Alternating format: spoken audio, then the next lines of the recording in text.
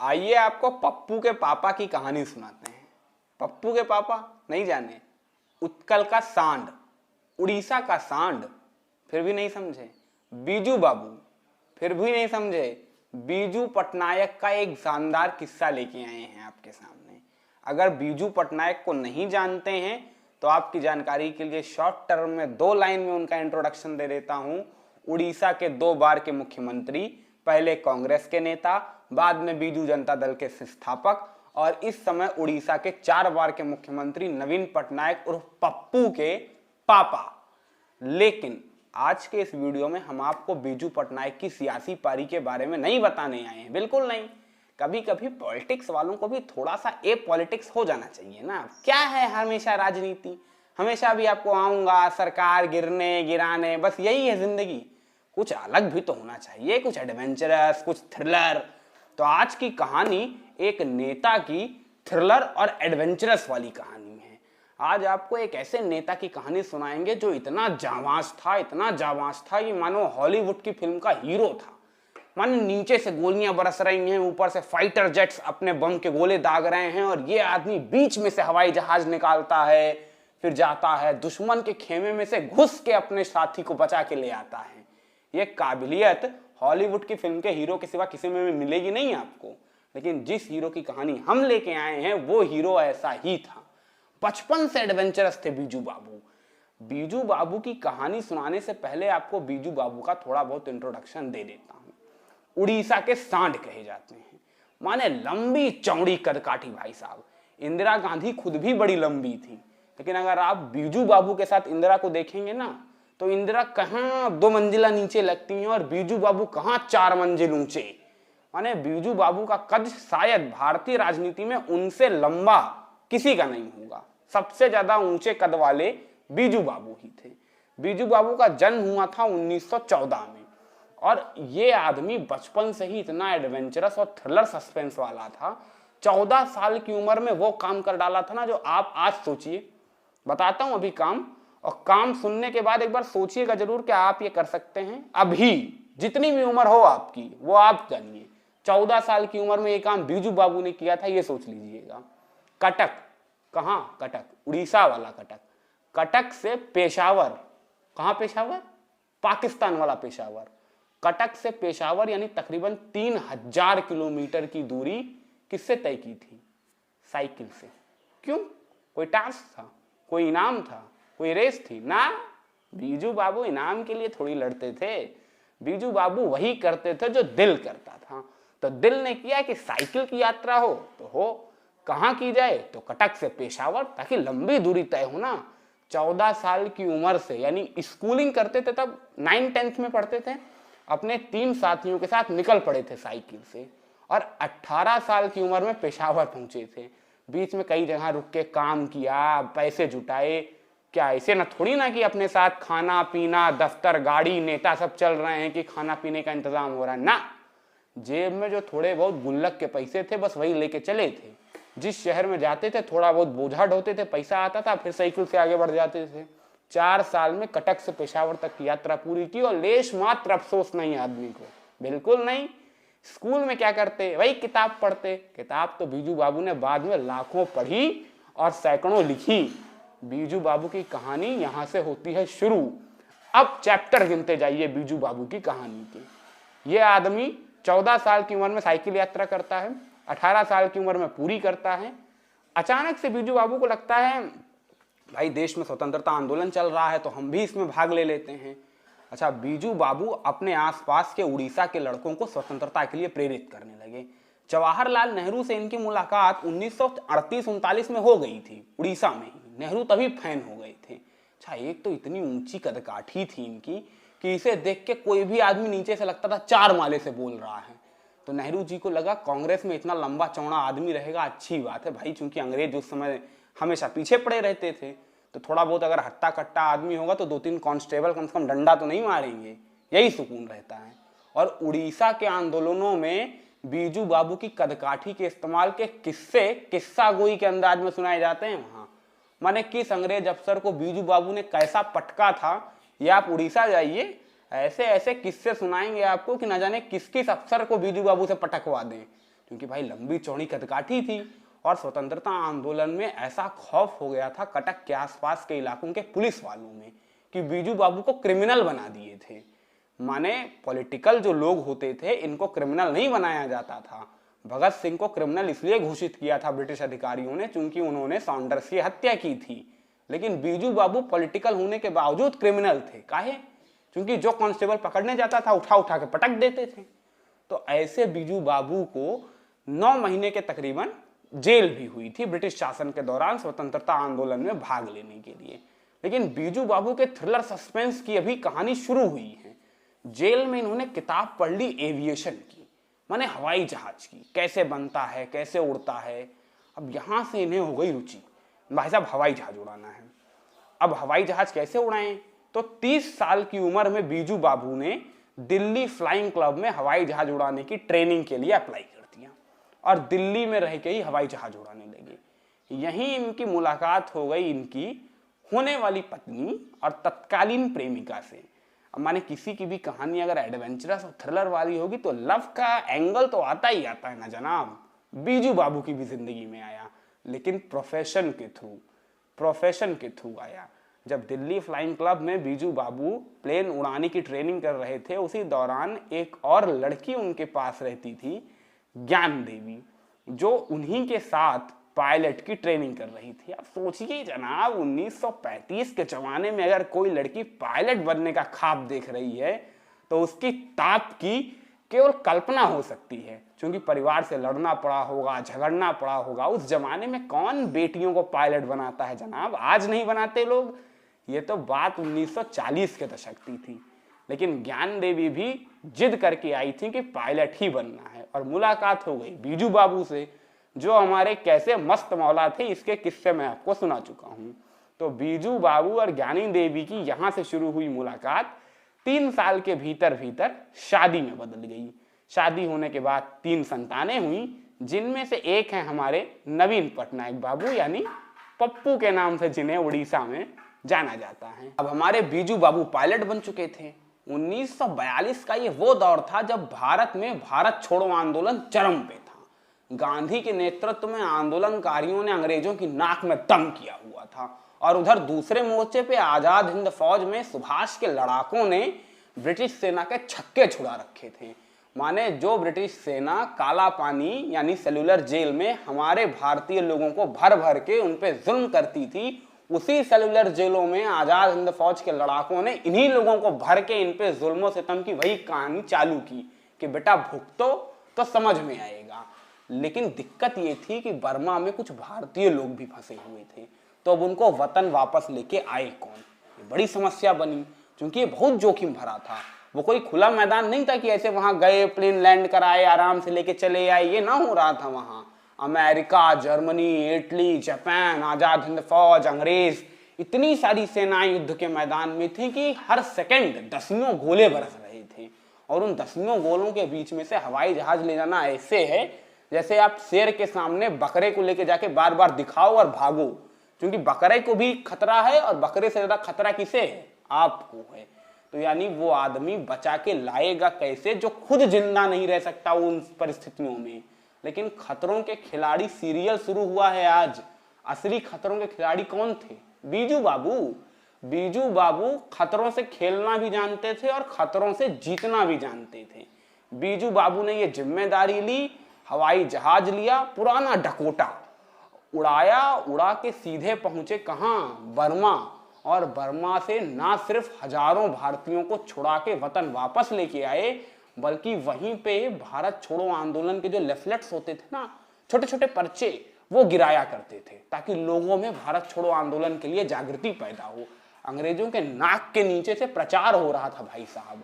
बीजू पटनायक का करिश्मा था जनाब। 7-7 बार 8-8 बार ये आदमी गोलों के बीच में से हवाई जहाज उड़ाता हुआ पहुंचा सीधे म्यांमार, और वहां से हजारों हिंदुस्तानी जो अपनी जान की उम्मीद खो चुके थे, जिन्हें ये भरोसा तक नहीं हो रहा था कि कभी उनकी वतन वापसी भी हो सकती है, उन लोगों को जिंदा सही सलामत अपने वतन की जमीन पे दोबारा पांव रखने के काबिल किया था बीजू पटनायक ने। हमें बीजू बाबू की कहानियां कभी कोई इतने चाव से नहीं सुनाता।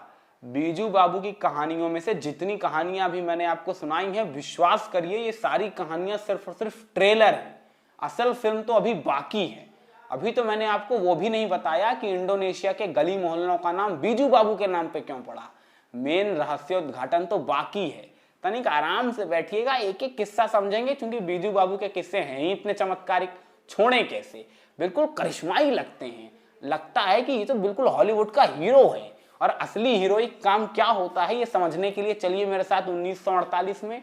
1948 जब हिंदुस्तान और पाकिस्तान का बंटवारा हुआ और सारे विवाद की जड़ बन के रह गया कश्मीर, यानी हमारा मुकुट। और जब पाकिस्तान ने अपनी बदनीयत जाहिर करते हुए कबायलियों के द्वारा कश्मीर पे हमला कराया और कश्मीर के महाराजा हरि सिंह इस काबिल नहीं थे कि वो कबायलियों के उस हमले को रोक सकें और कश्मीर को बर्बाद होने से बचा सकें, उस परिस्थिति में उन्होंने संधि पत्र पे हस्ताक्षर किए, इंस्ट्रूमेंट ऑफ एक्सेशन पे। और इसके बाद ये तय हुआ कि भारत कश्मीर को बचाएगा। ये सारी बातें मैंने शॉर्ट में बताई हैं। अगर इस पे आपको डिटेल्ड वीडियो चाहिए तो आप कमेंट बॉक्स में लिखिए, हम आपको इस पे डिटेल्ड वीडियो प्रोवाइड कराएंगे। लेकिन इस वीडियो पे सारी बातें केंद्रित होंगी सिर्फ और सिर्फ बीजू बाबू पे। अब इस परिस्थिति में यह तय किया गया कि हिंदुस्तान अपनी फौज कश्मीर घाटी में भेजेगा। लेकिन अब कश्मीर घाटी में भेजेगा कैसे, क्योंकि घाटी तक जोड़ने वाली एकमात्र सड़क जो थी वो तबाह हो चुकी थी कबायलियों के द्वारा उस पर कब्जा किया जा चुका था। तो सड़क मार्ग के जरिए सेना को भेजा नहीं जा सकता था और वायु मार्ग के द्वारा भेजने में गहरा रिस्क था, भयंकर रिस्क था। जानते हैं क्यों? क्योंकि कबायलियों के पास टॉम हॉक गन्स थी जो सीधा हवाई जहाज को उड़ा सकती हैं। और दूसरी बड़ी बात, श्रीनगर के पास पहुंचने की खबर मिल रही थी कबायलियों की। ऐसे में हवाई अड्डे पे कबायलियों का कब्जा हो सकता था। और अगर हवाई अड्डे पे कबायलियों का कब्जा हुआ और वहां पे प्लेन लैंड कराया गया तो किन परिस्थितियों में सारे सैनिक बेमौत मारे जाएंगे, इसकी कल्पना ही डरा देती थी। तो कौन सा वो पायलट है जो अपनी जान हथेली पे लेके जा सकता है कश्मीर घाटी में? जब इसकी खोज शुरू हुई तो जवाब एक ही निकला, बीजू बाबू। कहाँ है बीजू बाबू? बीजू बाबू उन दिनों उड़ीसा में थे। बीजू बाबू को बुलाया गया, पंडित नेहरू ने बुलाया, बोले बीजू जाना है कश्मीर। बीजू बाबू ने कहा कश्मीर? सारी बात बताई तो बीजू झट से तैयार हो गए। और इसके बाद फिर वही अपना फेवरेट पुराना डकोटा विमान लिया, सिख रेजिमेंट को बैठाया और जवानों को लेकर चल पड़े। रास्ते में कई बार कबायलियों ने फायर भी किया, लेकिन बीजू बाबू किस्मत के धनी थे। अब इसे किस्मत का धनी कहिए या हिम्मत मर्दा, तो मद्दे खुदा कहिए। जब आदमी हिम्मत करता है तो ऊपर वाला भी मदद दे देता है। बीजू बाबू बगल से निकल जाते थे गोलियों के, और गोलियों के बीच, बरसते गोलों के बीच बीजू बाबू ने सिख रेजिमेंट को सकुशल श्रीनगर के एयरपोर्ट पहुंचाया। लेकिन ना, रुकिए, एयरपोर्ट पे वो कमाल होने वाला था जो अब तक इस देश के, क्या इस दुनिया के विमान इतिहास में कभी नहीं हुआ था। दरअसल बीजू बाबू को यह शक दूर करना था कि कहीं एयरपोर्ट के उस एयरबेस पे, हवाई पट्टी पे आतंकवादियों ने, कबायलियों ने कब्जा तो नहीं किया हुआ है, क्योंकि रडार सिस्टम टूट चुका था और रडार से ये पूछा भी नहीं जा सकता था कि कबायलियों ने कब्जा किया है कि नहीं। ऐसे में किन परिस्थितियों में ये चेक किया जाए कि सामने सड़क पे कबायली तो नहीं है? ये चेक करने के लिए बीजू बाबू ने वो कदम उठाया जो कदम कभी किसी ने नहीं उठाया था। विमान इतनी ऊंचाई पे उड़ाया, इतनी ऊंचाई पे उड़ाया जितनी ऊंचाई पे रनवे पे दौड़ता है विमान, क्योंकि ज्यादा ऊंचाई से पायलट देख नहीं सकता था कि नीचे कबायली हैं कि नहीं। और इतनी ऊंचाई पे विमान आज तक दुनिया में किसी ने नहीं उड़ाया था। लेकिन बीजू बाबू ने ये रिस्क लिया और कमाल की स्किल थी बीजू बाबू की। उन्होंने सकुशल रनवे की ऊंचाई पे, दौड़ते प्लेन की ऊंचाई पे उस प्लेन को उड़ाया और उड़ाने के बाद सेफ लैंड कराया। और इसके बाद सिख लड़ाकों ने कबायलियों को जो खदेड़ा वो इतिहास है। लेकिन बीजू बाबू नींव के पत्थर की तरह दब के रह गए। इनकी कहानी किसी को पता नहीं चली। लेकिन बीजू बाबू ही वो शख्स थे जो अगर सिख रेजिमेंट के जवानों को घाटी में ना पहुंचाते तो शायद कश्मीर हिंदुस्तान का हो ना पाता, वो अनहोनी घटित ही हो जाती। अब चलते हैं बीजू बाबू के उस अंतरराष्ट्रीय चमत्कार की, जिसकी धमक, जिसकी धूम आज तक इंडोनेशिया महसूस करता है और जिसकी धमक दुनिया महसूस करती है। आज भी इंडोनेशियन एम्बेसी का एक कमरा, पूरा का पूरा कमरा बीजू बाबू को समर्पित किया हुआ है। आज भी बीजू बाबू के अलावा कोई आदमी ऐसा नहीं है जिसे इंडोनेशिया के सर्वोच्च सम्मान भूमिपुत्र से नवाजा गया है। हाँ, इंडोनेशिया के सर्वोच्च नागरिक सम्मान से बहुतों को सम्मानित किया गया है, लेकिन इंडोनेशिया के सर्वोच्च सम्मान भूमिपुत्र से किसी को सम्मानित नहीं किया गया है, सिर्फ और सिर्फ बीजू बाबू को ही किया गया है। ऐसा क्या किया था बीजू बाबू ने? दरअसल पंडित जवाहरलाल नेहरू हमारे ग्लोबल आदमी थे, दुनिया भर से उनका संपर्क था। इंडोनेशिया भी उपनिवेशवाद के साथ संघर्ष कर रहा था जिस कदर भारत कर रहा था। फर्क यह था कि भारत में राज अंग्रेज कर रहे थे और इंडोनेशिया पे हुकूमत डच कर रहे थे। 1946 आते आते डचों से मुक्त करा लिया था इंडोनेशिया के ही स्वतंत्रता सेनानियों ने और इंडोनेशिया आजाद मुल्क हो गया था। लेकिन 1948 आते आते डचों ने फिर से एक साथ घेरा बना के इंडोनेशिया पे हमला कर दिया था और उसकी पूरी टॉप लीडरशिप को खत्म करने की कोशिश की जा रही थी। इंडोनेशिया के प्रधानमंत्री डॉक्टर सुकर्णो ये जवाहरलाल नेहरू के बहुत अच्छे दोस्त थे। जवाहरलाल नेहरू और सुकर्णो की दोस्ती पूरी दुनिया जानती थी। सुकर्णो ही नहीं, शहरयार खान भी इंडोनेशिया के टॉप लीडरशिप में शुमार थे और नेहरू के अच्छे दोस्त थे। ऐसे में इंडोनेशिया के टॉप लीडरशिप पे खतरा देखते हुए जवाहरलाल नेहरू ने यह तय किया कि वो भारतीय एयरफोर्स के जरिए सुकर्णो को इंडोनेशिया से उठवा के भारत लाएंगे ताकि डचों से उनकी सुरक्षा की जा सके। कमाल कौन कर सकता है? डच जो इतने मॉड हैं कि एक जमाने में अंग्रेजों को न सिर्फ टक्कर बल्कि अंग्रेजों को कई युद्धों में परास्त कर चुके थे, उन डचों की सेना के सामने से इंडोनेशिया की टॉप लीडरशिप को वहां से निकाल के हिंदुस्तान कौन लाएगा? जवाब, बीजू पटनायक। बीजू पटनायक को हाजिर किया गया कि भाई साहब एक और एहसान की दरकार है, जाओ इंडोनेशिया और वहां से लेके आओ सुकर्णो को। बीजू बाबू तैयार। बीजू बाबू को ना मजा आता था ऐसे खतरनाक मिशन में। और कमाल आपको एक और बताता हूं, बीजू बाबू के साथ जानते हैं कौन आदमी गया था प्लेन के अंदर? उनकी पत्नी ज्ञानी देवी। मतलब वुमेन एंटरप्रेन्योरशिप की आप एग्जाम्पल देख सकते हैं। ज्ञानी देवी ने कहा मैं भी प्लेन उड़ाऊंगी, उस खतरनाक मिशन में खेलने का मुझे भी मजा आएगा। अब बीजू बाबू की पत्नी है तो ऐसा ही काम करेगी ना, ऐसे ही थोड़ी इश्क हो गया था बीजू को। इसके बाद बीजू और ज्ञानी देवी ने फिर से वही अपना पुराना डकोटा लिया। डकोटा विमानों से इश्क था भाई साहब बीजू को। वो विमान लिया और उड़े जकार्ता के लिए। रास्ते में भाई साहब डचों ने देखा कि ये तो एक प्लेन आ रहा है। डचों ने हमला किया, भीषण हमला किया और प्लेन क्षतिग्रस्त होने की संभावना भी काफी हद तक बन गई थी। ऐसी परिस्थितियां हो गई थी कि बीजू की जान पे बनाई थी। लेकिन फिर वही ना, हिम्मते मरता तो मद्दे खुदा। बाली द्वीप के पास बीजू बाल बाल डचों की सेना से बचते हुए एक समंदर के किनारे जाके लैंड करा दिए अपने विमान। ऐसा इसलिए जरूरी था ताकि कुछ समय तक डचों को कंफ्यूज किया जा सके। जब बीजू बाबू उतरे तो उस पूरे के पूरे आइलैंड पे कोई नहीं था, सिर्फ बीजू का विमान था। कल्पना करिए बीजू बाबू का रिस्क कमाल का था। और इसके बाद बीजू बाबू ने द्वितीय विश्व युद्ध के पुराने बचे ईंधन का इस्तेमाल करके उस डकोटा विमान को जकार्ता में डच सेना के व्यूह के बीच में उतारा और सुकर्णो, शहरयार खान सहित इंडोनेशिया की पूरी टॉप लीडरशिप को बचा के सिंगापुर होते हुए हिंदुस्तान ले आए। डचों की नाक के नीचे से इंडोनेशिया के टॉप लीडरशिप को बचा के लाने का करिश्मा कर दिखाया था बीजू ने। बीजू पटनायक की इस बहादुरी के लिए सुकर्णो ने उसी समय बहुत बहुत धन्यवाद दिया था बीजू पटनायक को। और बीजू पटनायक तब से सुकर्णो के पारिवारिक दोस्त हो गए थे। इतने बड़े दोस्त कि जब सुकर्णो की बेटी मेघावती हुई थी तब उसका नाम मेघावती बीजू पटनायक ने ही रखा था। इंडोनेशिया के राष्ट्रपति सुकर्णो की बेटी मेघावती का नाम मेघावती बीजू पटनायक ने ही रखा था। और ये मेघावती भी दो बार, तीन बार राष्ट्रपति रह चुकी हैं इंडोनेशिया की। मेघावती का नाम मेघावती जानते हैं क्यों रखा गया था? दरअसल जब मेघावती का जन्म हो रहा था तब इंडोनेशिया में जबरदस्त बारिश हो रही थी और बीजू से फोन करके पूछा सुकर्णो ने कि बताओ बीजू नाम क्या रखा जाए। बीजू ने कहा मेघ बरस रहे हैं, जब मेघ बरस रहे हैं तो नाम भी होना चाहिए मेघावती, यानी वो बिटिया जो आई तो बादलों को साथ लेके आई। तो मेघावती का नाम भी बीजू पटनायक ने रखा है। बीजू की पॉपुलैरिटी इंडोनेशिया में चरम पे थी क्योंकि बीजू इंडोनेशिया में हीरो की तरह जाने जाते थे। आप कल्पना करिए ना, एक ऐसा पायलट जो खतरों से खेलता हुआ अपना विमान उड़ाता हो, जिसे असंभव शब्द पता ही ना हो, उसे दुनिया की कोई भी असंभव से असंभव सिचुएशन दे दीजिए, वो विमान उड़ा के वहां जाएगा और खतरों में खेल के सिर्फ और सिर्फ जीत वापस लाएगा। उस पायलट का नाम था बीजू पटनायक। विमानों से ऐसा इश्क था कि कलिंगा एयरलाइंस बना डाली, खुद की कलिंगा एयरलाइंस, हिंदुस्तान की पहली एयरलाइंस, यही बाद में कन्वर्ट हुई थी इंडियन एयरलाइंस से। तो बीजू पटनायक की एक कहानी सुनाने के पीछे मेरा मकसद था कि कभी कभी किसी नेता की नेतागिरी के अलावा किए गए कारनामों की जानकारी भी ले लीजिए। हिंदुस्तान में कम ही सही पर ऐसे लोग हैं जो नेतागिरी में भी टॉप में पहुंचे और अपने प्रोफेशन में भी टॉप पे पहुंचे।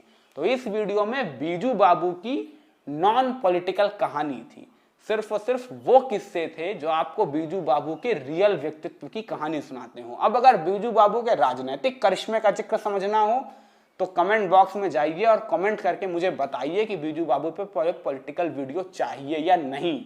आपको एक डिस्क्लेमर दे देता हूं, बीजू बाबू यानी वो नेता जिसने विद्यार्थियों के सामने राजनीतिक मंच से कहा था कि मैं चाह लूं तो इंदिरा गांधी को अभी आपके सामने नचवा सकता हूं, और उसके इस विमान की, उसके इस बयान की किस कदर पूरे देश में चर्चा हुई थी, वो अद्भुत था। तो बीजू बाबू के राजनीतिक करिश्मे की कहानी सुननी है तो कमेंट बॉक्स में बताइए। अगर ये वीडियो अच्छा लगता हो तो वीडियो को लाइक करिए, शेयर करिए, कमेंट करिए और हाँ, चैनल को सब्सक्राइब करना मत भूलिएगा, जिससे ऐसे ही इंटरेस्टिंग पॉलिटिकल एनेक्डोट्स लगातार